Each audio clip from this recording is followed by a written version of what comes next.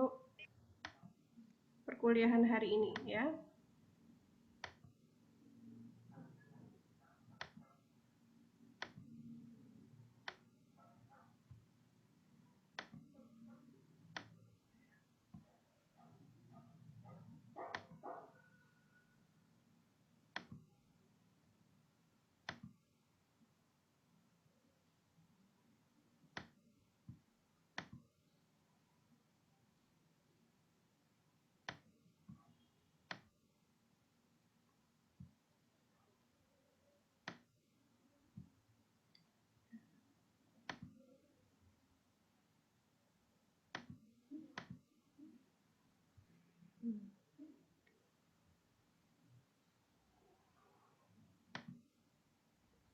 Sudah muncul PPT Bu Martina?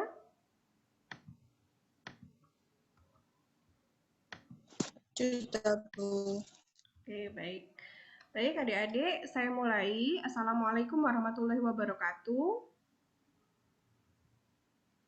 Waalaikumsalam. Waalaikumsalam warahmatullahi wabarakatuh. Ya, selamat pagi semuanya. Pada kesempatan kali ini kita akan membahas tentang patofisiologi dari sistem reproduksi. Sebelum kita ke patofisiologinya, saya sedikit pemanasan ya tentang sistem reproduksi pada manusia yang sudah kita bahas dulu di anatomi fisiologi. Jadi sistem reproduksi ini sistem organ yang berperan di dalam proses untuk menghasilkan keturunan, di mana hal ini diperankan oleh gamet jantan dan gamet betina.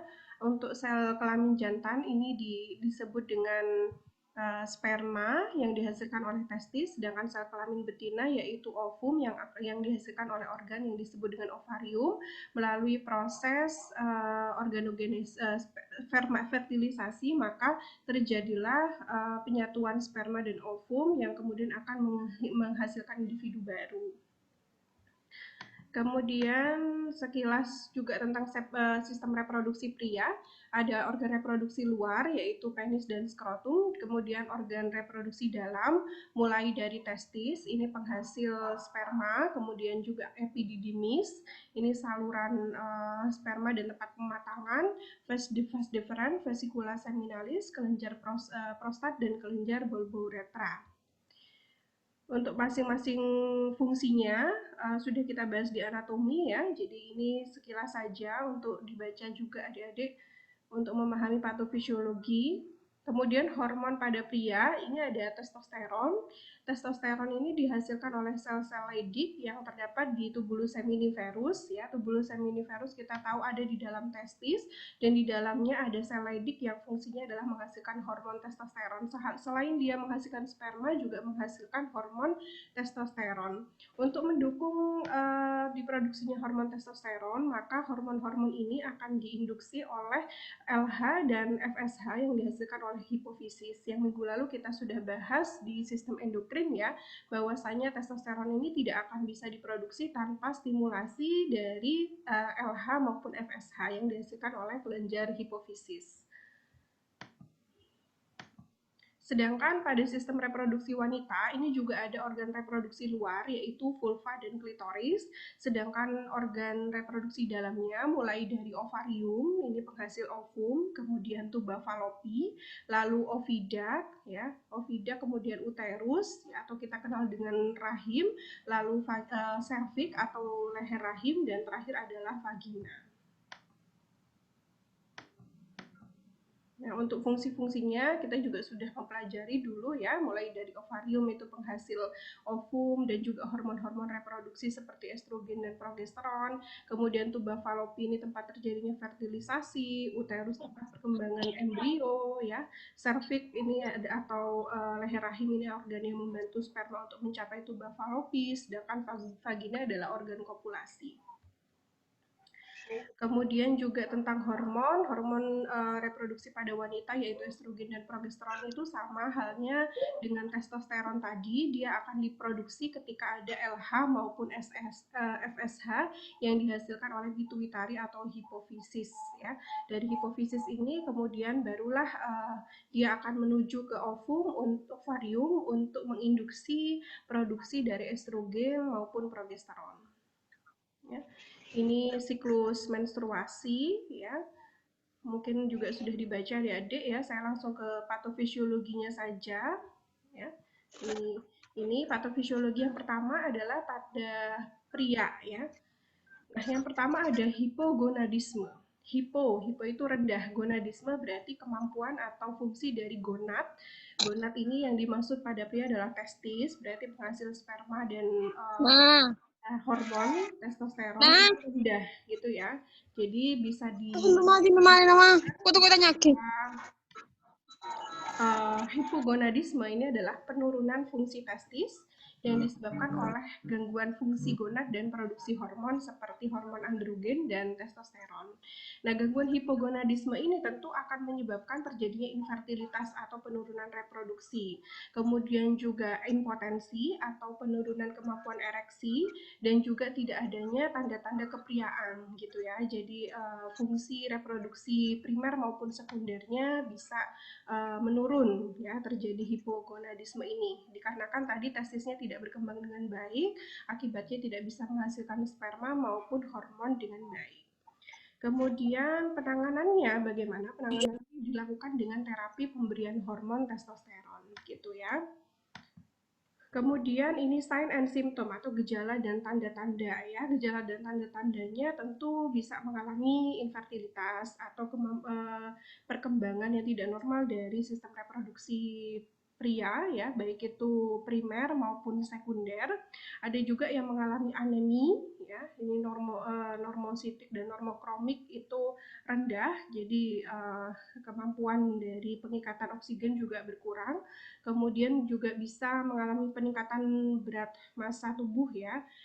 Di sini bisa obesitas begitu. Kemudian juga ada penurunan libido dan aktivitas seksual pada pria serta infertilitas atau penurunan kesuburan. Ada juga yang mengalami depresi dan penurunan konsentrasi ataupun memori, begitu ya. Kemudian yang kedua adalah kriptorchidisme ya. Kriptorchidisme ini adalah kegagalan dari satu atau kedua testis untuk bisa turun ke rongga abdomen ke dalam skrotum. Ini terjadi pada saat bayi atau pada saat perkembangan organogenesis di dalam janin ya, di dalam uterus pada saat dia janin. Jadi pada saat organogenesis ini sekitar 7 minggu ya, kehamilan 7 minggu, maka terjadi perkembangan testis ya di janin begitu. Kemudian posisinya ini adalah di atas, masih di atas, yaitu sejajar dengan usus halus dan sedikit di bawah ginjal. Lalu lama kelamaan dia akan berkembang, setelah 12 minggu dia akan turun seperti ini ya. Lalu setelah itu akan sempurna ketika menjelang kelahiran ya. Nah, kriptorchidisme ini merupakan kegagalan dari satu atau dua testis yang ada di dalam skrotum itu untuk bisa turun ke bawah. Jadi kita dulu di anatomi belajar bahwa skrotum yang di dalamnya ada testis itu letaknya adalah di luar tubuh. Fungsinya adalah untuk mempertahankan suhu ya, suhu yang tidak terlalu panas. Kalau di dalam tubuh dia agak sedikit lebih panas gitu ya, sehingga akan mengganggu proses spermatogenesis. Jadi itu fungsinya di luar seperti itu. Nah, si penderita kriptorchidisme ini testis yang ada di dalam skrotum itu gagal untuk keluar dari tubuh ya. Ini bisa salah satu atau kedua-duanya. Ini kondisi ini disebut dengan kriptorchidisme. Hal tersebut ini bisa ditangani dengan pemberian hormon HCG biasanya untuk merangsang testosteron, karena tidak hanya posisinya yang tidak di luar tubuh, tentu juga fungsi daripada testis di dalamnya itu akan mengalami gangguan. Misalnya dalam proses pembentukan testosteron maupun sperma juga akan mengalami gangguan. Nah, jika belum turun dengan adanya induksi testosteron, maka harus dilakukan pembedahan untuk bisa menurunkan skrotum tersebut ya, yang di dalamnya ada testis. Nah, pada kasus testis yang tidak turun, ini proses perpindahan bisa tertunda karena tertunda atau terhenti ya. Sebagian besar kasus ini hanya satu testis yang tidak turun, tetapi sisanya sekitar 10% bisa dua-dua testisnya tidak turun. Nah, kriptorkismus ini jarang menyebabkan gejala pada bayi ya. Tanda utamanya tidak terlihat adanya testis di luar gitu aja. Kemudian penyebabnya belum tahu pasti apa saja apa yang menyebabkan atau penyebab utamanya, tetapi kombinasi beberapa faktor di antaranya adalah karena gangguan genetik atau kesehatan ibu pada saat mengandung serta faktor lingkungan janin selama kehamilan itu dimungkinkan bisa menyebabkan terjadinya kriptorkidisme ini. Ada juga yang disebut dengan anorkidisme. Kalau anorkidisme ini adalah penyakit di mana testis hanya berjumlah satu atau tidak ada sama sekali gitu. Kalau yang kriptorkidisme itu dia gagal turun, jadi testisnya ada sebetulnya tetapi gagal turun. Sedangkan kalau anorkidisme ini testisnya tidak terbentuk dengan sempurna. Ini juga pada saat gangguan perkembangan ya, pada saat di dalam janin. Faktor resiko yang menyebabkan kondisi kriptorkidisme karena tadi belum diketahui pasti apa penyebabnya. Yang jelas itu adalah gangguan perkembangan biasanya terjadi pada saat kehamilan. Jadi faktor-faktor kesehatan ibu dan genetik ini menjadi faktor utama. Sedangkan hal-hal lain yang mungkin bisa menyebabkan kriptorkidisme ini adalah lahir bayi prematur. Jadi misalnya bayi belum waktunya untuk terlahir ya, biasanya kan sekitar minimal 37 minggu ya sampai 40 minggu. Nah, kalau terjadi kelahiran kurang dari 37 minggu diakibatkan bayi prematur, maka di sini juga proses penurunan daripada testis ataupun skrotum ini tidak sempurna sehingga bisa menimbulkan kriptorkidisme. Lalu berat bayi lahir rendah. Kemudian ini juga bisa menjadi faktor risiko. Jadi faktor risiko itu bukan penyebab ya, tetapi hal-hal yang bisa mendukung terjadinya suatu penyakit. Kemudian riwayat keluarga juga bisa ya. Kondisi kongenital, misalnya ada gangguan sindrom Down dan cacat dinding perut. Lalu ibu yang mengkonsumsi alkohol selama kehamilan karena alkohol ini sangat berpengaruh pada metabolisme sel sehingga juga akan mengganggu proses organogenesis. Lalu juga merokok dan terpapar asap rokok selama kehamilan serta paparan pestisida juga ditengarai menjadi faktor resiko bagi terjadinya kriptorkidisme. Kemudian yang ketiga adalah prostatitis. Kalau kita mendengar kata itis-itis ini berarti berkaitan dengan infeksi, kondisi infeksi. Berarti kalau prostatitis ini adalah kondisi peradangan pada kelenjar prostat ya. Kelenjar prostat ini bisa terjadi prostatitis akut maupun kronis ya. Prostatitis biasanya ditandai dengan rasa nyeri dan kesulitan buang air kecil. Kita tahu kelenjar prostat ini adalah organ yang ada di dalam sistem reproduksi pria. Fungsinya adalah untuk mendukung proses produksi sperma, ya, di mana kelenjar prostat ini bisa menghasilkan cairan semen yang nantinya menjadi makanan bagi sperma sepanjang dia menuju proses fertilisasi. Nah, ini kemudian terjadi peradangan. Kalau terjadi peradangan, timbul rasa nyeri pada panggul dan juga kesulitan pada saat buang air kecil.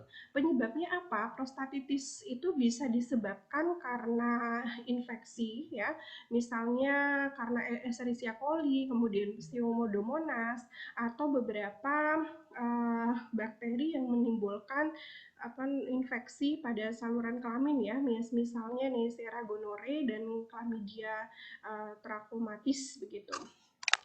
Nah, jenis bakteri penyebab prostatitis bakteri kronis ini sama dengan prostatitis bakteri akut. Bedanya hanyalah kalau akut itu munculnya satu kali kemudian langsung parah dalam waktu yang singkat, sedangkan kalau kronis ini biasanya dipicu dari beberapa penyakit infeksi atau penyakit lainnya seperti diawali dari penyakit ginjal atau penyakit tuberkulosis HIV ya, dan juga sarkoidisme gitu ya, sarkoidosis gitu ya, bisa menyebabkan terjadinya prostatitis kronis ya. Kalau akut ini tadi biasanya infeksi primer yang disebabkan oleh beberapa bakteri tadi. Kalau prostatitis kronis ini biasanya muncul diawali dengan adanya penyakit-penyakit yang lain sebetulnya.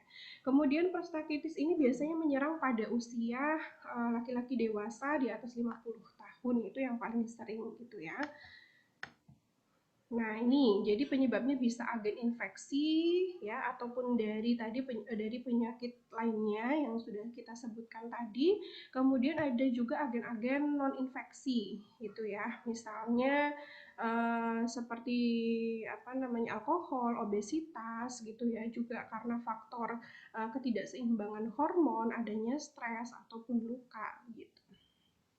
Nah, untuk faktor resikonya sendiri, jadi beberapa orang yang pernah mengalami infeksi saluran kemih atau ISK itu bisa memungkinkan untuk terjadinya prostatitis gitu. Jadi kesehatan organ perkemihan ya maupun reproduksi ini sangat penting sekali. Satu dengan yang lainnya ini saling berpengaruh ya. Jadi kalau pernah infeksi saluran kencing atau saluran kemih ini bisa juga memicu terjadinya infeksi pada saluran reproduksi ya. Kemudian riwayat prostatitis pada sebelumnya itu kemudian juga mengalami cedera pada area selangkangan, kemudian juga penggunaan kateter ya, kateter yang tidak tepat, lalu penderita HIV dan AIDS ini kan secara otomatis karena sistem imunnya terganggu ya, kemudian juga pernah menjalani biopsi atau pengambilan jaringan di daerah prostat. Beberapa gangguan metabolik seperti diabetes mellitus itu juga ditengarai bisa menimbulkan terjadinya prostatitis ataupun juga kanker prostat adik-adik gitu ya. Kemudian gejalanya, ada yang mengalami demam, menggigil, lalu yang paling terlihat adalah gangguan dalam pengeluaran urin gitu ya. Jadi urinnya alirannya lemah gitu. Kemudian biasanya berbusa dan berbau tidak sedap karena adanya substansi hasil apa substansi yang dihasilkan oleh bakteri-bakteri penginfeksi itu biasanya menimbulkan protein-protein metabolit dari bakteri itu sendiri yang dia berbusa dan berbau tidak sedap. Lalu terdapat darah pada urin ini kalau sudah terjadi peradangan dan luka, biasanya darah juga terikut bersama urin maupun sperma ketika dikeluarkan. Lalu buang air kecil ini sering terus-menerus tetapi juga lemah begitu dalam hal alirannya. Lalu sering buang air kecilnya ini pada malam hari atau nokturia. Biasanya juga pada diabetes mellitus juga pada malam hari itu ya. Lalu nyeri juga pada saat buang air kecil. Pada saat buang air kecil maupun buang air besar, lalu juga pada saat ejakulasi. Biasanya juga nyeri di daerah perut ya, karena pada posisinya prostat itu sendiri dan juga pada punggung bagian bawah. Nah, untuk yang keempat yaitu epididimitis ya, masih itis-itis berarti juga masih infeksi. Kalau epididimitis berarti infeksinya terjadi pada epididymis ya. Ini adalah skrotum. Jadi skrotum itu ada dua dan di dalamnya ada testis. Di atas testis inilah ada epididymis. Epididymis ini adalah tempat untuk pematangan dari sel sperma itu sendiri dan ini bisa mengalami peradangan juga ya adik-adik. Biasanya disebabkan oleh infeksi-infeksi yang hampir sama seperti golongan bakteri yang menginfeksi prostat tadi, misalnya Escherichia coli, ada Staphylococcus, ada Neisseria gonorrhoeae, ada juga Chlamydia itu ya, yang rata-rata menyebabkan epididymis ini hampir sama. Untuk epididimitis ini biasanya menyerang pria pada usia 19 sampai 35 tahun ya, tidak terlalu tua. Kalau yang prostat tadi di atas 50 tahun. Kemudian untuk manifestasi klinisnya atau gejala dan tanda-tandanya, biasanya skrotumnya ini terlihat membengkak karena adanya pembengkakan di daerah epididymis yang ada di dalam skrotum begitu. Lalu terasa hangat dan nyeri. Kemudian pada saat buang air kecil juga terasa nyeri. Kemudian kalau buang air kecil itu serasa tidak tuntas begitu ya, buang air kecilnya. Lalu muncul benjolan, ujung penis mengeluarkan cairan tidak normal, bisa juga terjadi hematuria atau pipis berdarah begitu. Lalu juga terdapat darah pada saat ejakulasi atau pengeluaran sperma. Biasanya juga ditandai dengan pembengkakan kelenjar getah bening ya yang ada di daerah pangkal paha karena itu sebagai tanda bahwa adanya peningkatan respon imun sehingga terjadi peningkatan pembesaran kelenjar getah bening yang terdapat di daerah pangkal paha yang dekat dengan saluran reproduksi.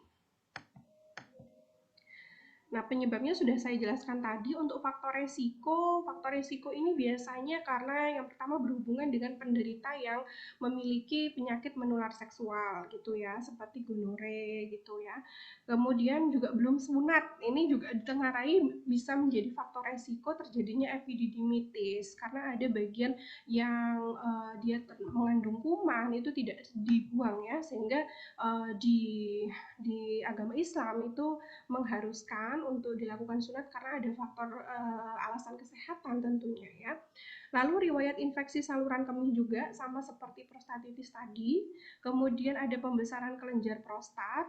Ini juga penggunaan kateter jangka panjang gitu ya. Jadi ada induksi ke daerah bagian dalam reproduksi itu juga ternyata bisa menimbulkan atau menjadi faktor resiko terjadinya infeksi gitu.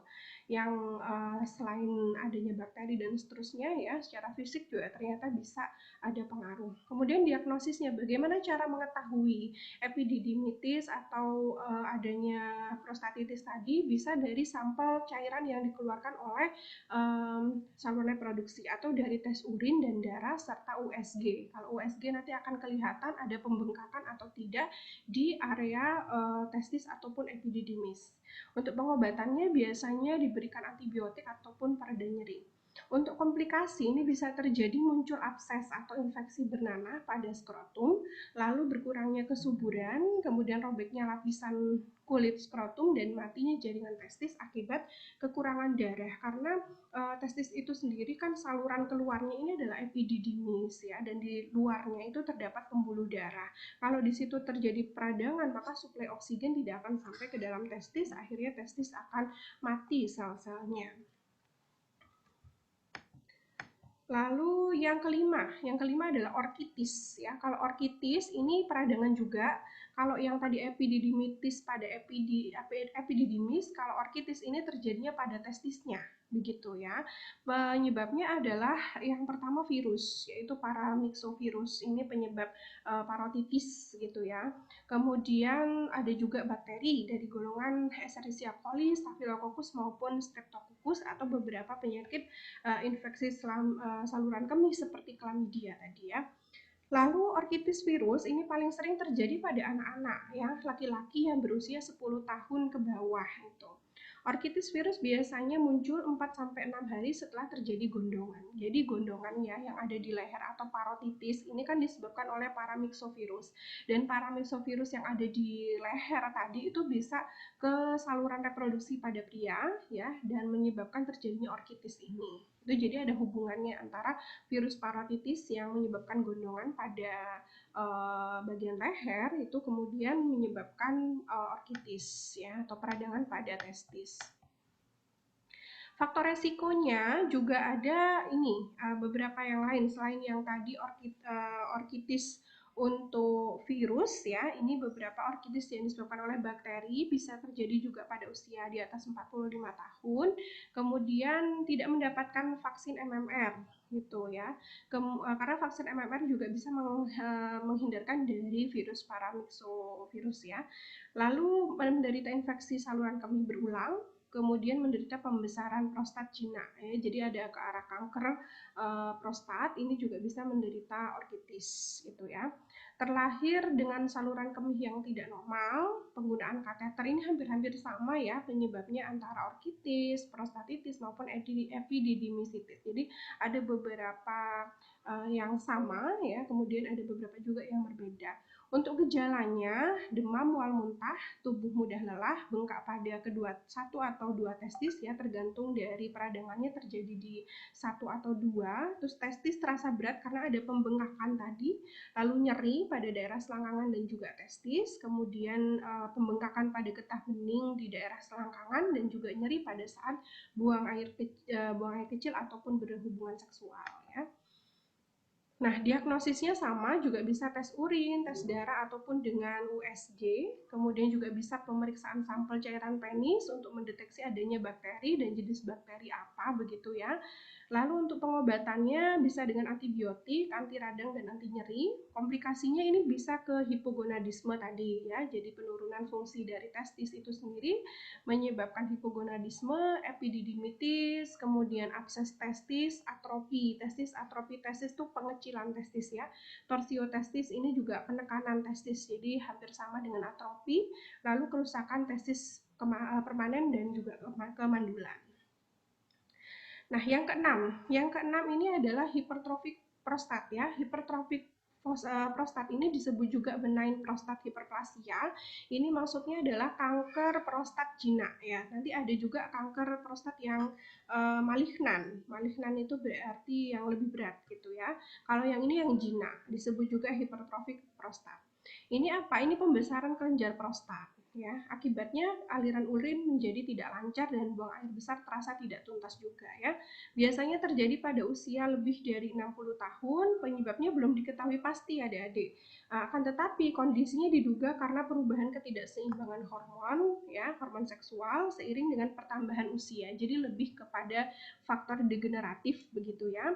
Selain faktor degeneratif karena faktor usia, juga bisa karena faktor berat badan yang berlebihan, obesitas atau penyakit diabetes dan jantung. Di sini banyak sekali adik-adik kasus-kasus yang menyebutkan bahwa penderita diabetes itu bisa menimbulkan hipertrofik prostat maupun gangguan prostat lainnya begitu ya.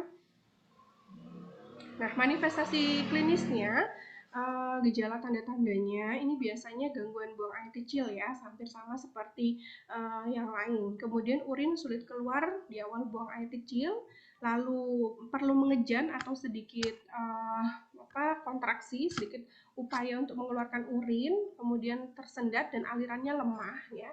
Kemudian rasa nyeri dan biasanya pada malam hari gitu ya. Sering sekali buang air kecil tetapi tidak lancar.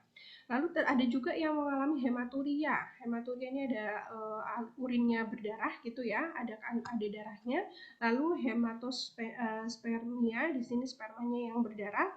Kemudian urin tidak keluar sama sekali juga bisa terjadi ya, anuria. Nanti minggu depan kita akan belajar tentang gangguan fungsi ginjal yang ada anurianya ini ya.